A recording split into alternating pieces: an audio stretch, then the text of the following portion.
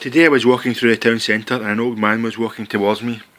When I wasn't earshot, the man said two words, not to me directly because no one ever does, but he said it so that I would hear them. The two words were, good people. It is clear to me he had heard my messages. So what does the words good people mean? Keep in mind it was a white man that uttered them. He said these words because I have been giving my views not just the black race but the many races of the world that are not white, and that have been oppressed by the white race. Last year there were two black men that came to Great Britain and converted to Islam. They went on to murder a British soldier and they were sentenced yesterday. So their faces were all over the news and fresh in the mind of the people of all over the UK. Now in no way do I condone these attacks. The loss of life regardless of race is sickening to me. My point is that when the man said good people, he was trying to give me a message that to me meant, how can you defend the black race and tell the world they are good people? But my answer is this.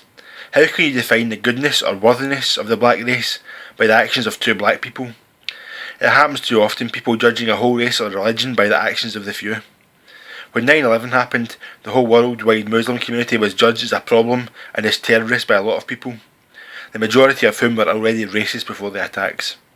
Just because some narrow-minded and ignorant people judge a whole race by the actions of a few does not mean that the whole races are evil. It goes the same way when it comes to any race judging another. If a white person was to murder a black person, or a person from Asia, does that mean the whole white race is evil? No, it doesn't. In situations of race crime, the world tends to judge a minority that have wronged, than applying it to the whole race. If you don't agree that judging the black or Muslim race by the actions of a handful of people is wrong, then I will say to you that if your logic is correct, then the white race must be evil by the actions of Hitler. As in your opinion that one person's actions can define a race, then that twisted point of view must also apply to your own. The problem is that the races, religions and countries of the world all have conflict with each other, and then a nation that does not comply with the rules of countries like the USA and Great Britain are labelled dangerous and the enemy of the white people.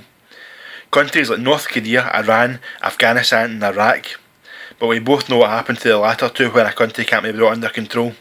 Chances are it will be invaded by the bully boys of the world.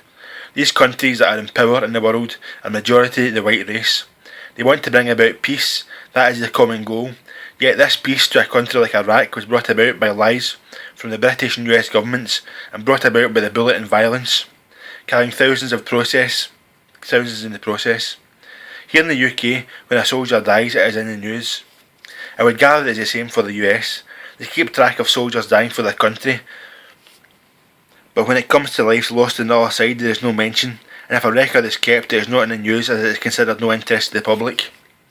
225,000 have been killed in Iraq, Afghanistan and Pakistan, with a record of 132,000 civilians in Iraq and Afghanistan as of 2011.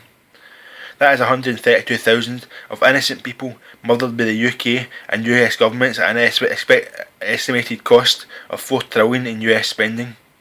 We should take a look at British colonisation over the years as well with Britain. Colonising Africa and South America, eventually leading to the American African slave trade. I can't help but look at the working of the Western world and understand why people from the Middle East, Africa and Asia have refused to surrender to the NWO and are considered the enemies of the above mentioned countries. I'm sure people would like to think that the country does the right thing, but I truly do not think the invasions of Iraq, Afghanistan and unsettlement with Iran are down to our governments wanting to make the country better for that country's people, but unfortunately down to control of black gold, oil.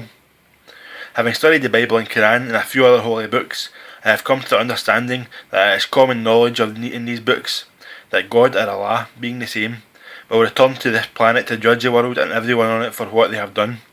Whoever is evil must go on being evil, whoever is filthy must go on being filthy, whoever is good must go on doing good, and whoever is holy must go on being holy. God will come to separate the righteous people from the unrighteous people.